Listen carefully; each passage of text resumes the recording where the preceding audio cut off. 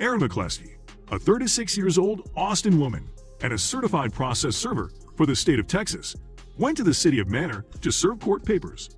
Sadly, she wouldn't leave the Travis County home alive, having been to the residence twice before.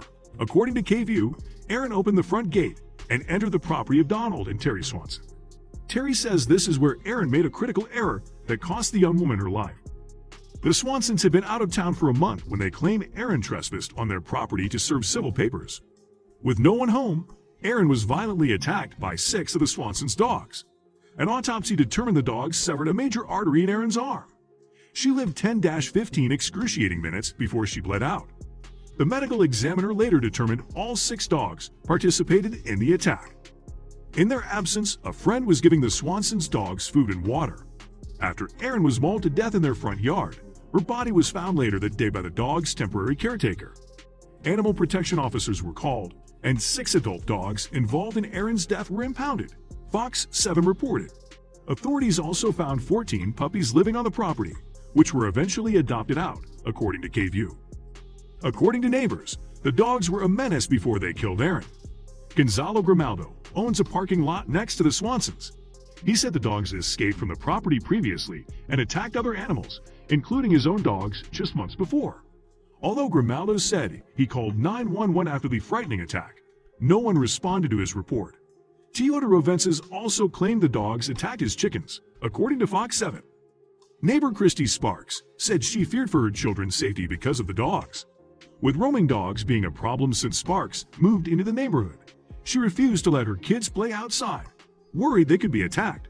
But despite residents' claims that the dogs were a nuisance, Austin City spokeswoman Patricia Fraga said there's no record of any animal complaints involving the property or the animals. Shockingly, the dog's owner won't face charges in Erin's death, either since they didn't sick the dogs on her or command them to attack, according to Daily Mail. It would be ruled an accident, and the dogs that killed Erin, 4 of which appear to be Lab Pyrenees mixes, and 2 Husky Australian cattle dog mixes, would be placed in the care of the city until it was determined whether they were dangerous and should be destroyed. This is where the case takes another troubling turn. A judge ordered the dogs euthanized, but over a year after killing Erin McCleskey, 5 of the 6 dogs that mauled her to death were still living at the Austin Animal Center, as the Swansons' attorney, Eric Torbeson, tried to save their lives. Although one of the dogs had died, it wasn't from euthanasia.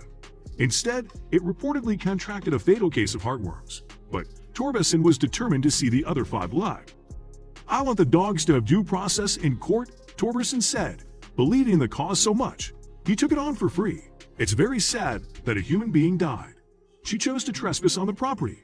In a home video of the animals interacting with staff at the center, the dogs are fed treats like a loving pet, not treated like animals that killed a human being. Torbeson wants the animals returned to their owner, but an animal behavior specialist believes they should be put down. James Crosby explained that you can't determine whether they will severely injure another person or what they could do. "Dogs are sentient beings, they make choices," he said. "In a case where people's lives and safety are involved, it's not safe to try to predict." Worried about the dogs' welfare, Torbeson said being locked up all this time wasn't good for their well-being. Claire Carter, a former prosecutor on numerous animal cruelty cases, agreed, but only in part.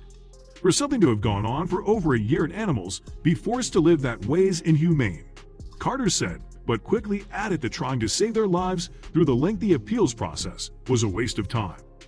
The state's job is to keep the community safe, which is why Carter ultimately believes the dogs should be put down. "It's fairly ridiculous. They have bypassed the procedures in place to expedite this process, so that animals didn't have to suffer unnecessarily," Carter said. And the 5 animals in question aren't the only ones paying the price for this blatant abuse of the court system. According to the city of Austin, it costs approximately $39.75 to care for 1 dog per day, KView reported, estimating that caring for the dogs had already cost taxpayers roughly $116,000, a figure that only went up every day until trial.